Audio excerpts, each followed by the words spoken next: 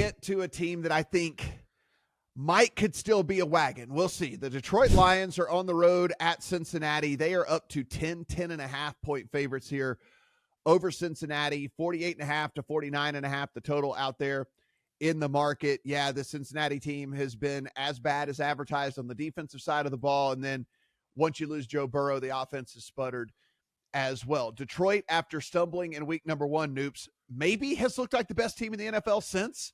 And you kind of look, and we were all worried about losing both coordinators.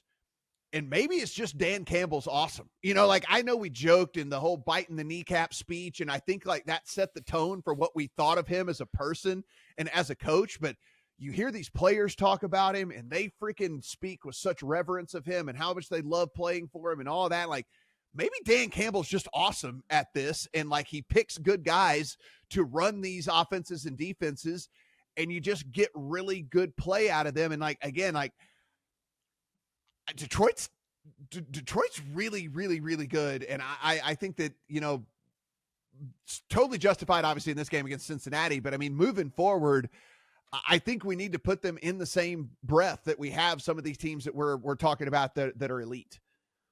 Yeah, the only reason I said the Seahawks were the third best team in the NFC is because the Lions are the second or maybe best team in the NFC, depending on how you feel about them and the Eagles. And I like what you said. It's all about infrastructure. Dan Campbell is a great head coach. He is a leader of men. He knows how to instill the right habits in these guys. He knows how to get his coordinators to bring the most out of these guys. He makes great decisions. I mean, I can't think of a coach that hasn't screwed up a fourth quarter or so, whether or not to punt, whether or not to go for it. And it seems like Campbell never does. He makes pretty much the right decision.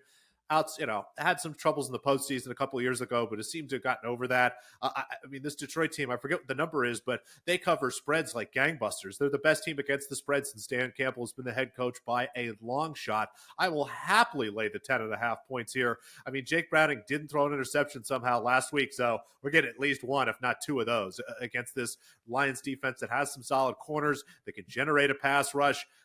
Just everything looks good here. I was hoping to play a Lions team total over at 29.5.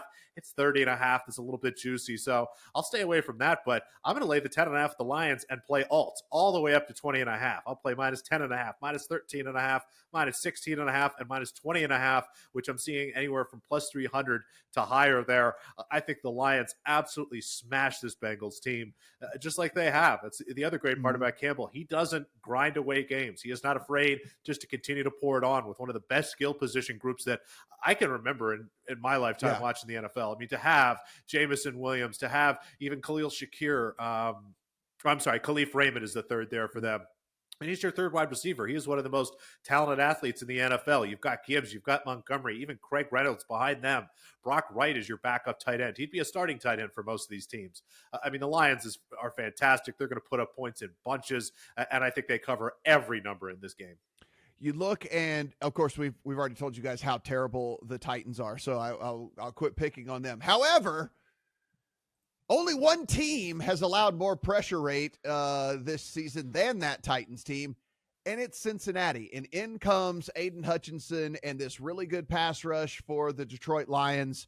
Like you said, Noops, I mean, Jake Browning. It's going to be a nightmare for Jake Browning. I mean, he is going to be running for his life all game long, and at some point, even when you have Jamar Chase and even when you have T. Higgins, it just doesn't matter if the quarterback has no time to throw the ball whatsoever. I expect that to be the case this week for sure. There was a flat 10 at Circa.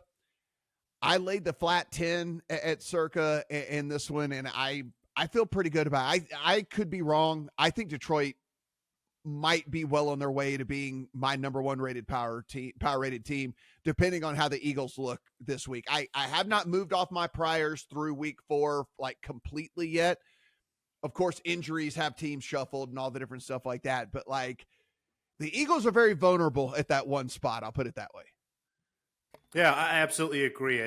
They're still the number one team. I have to, out of respect for what they've done the last couple seasons and how they've been able to turn it on in big moments, I have to have the Eagles number one in the NFC, but it's 1A and 1B is the Lions.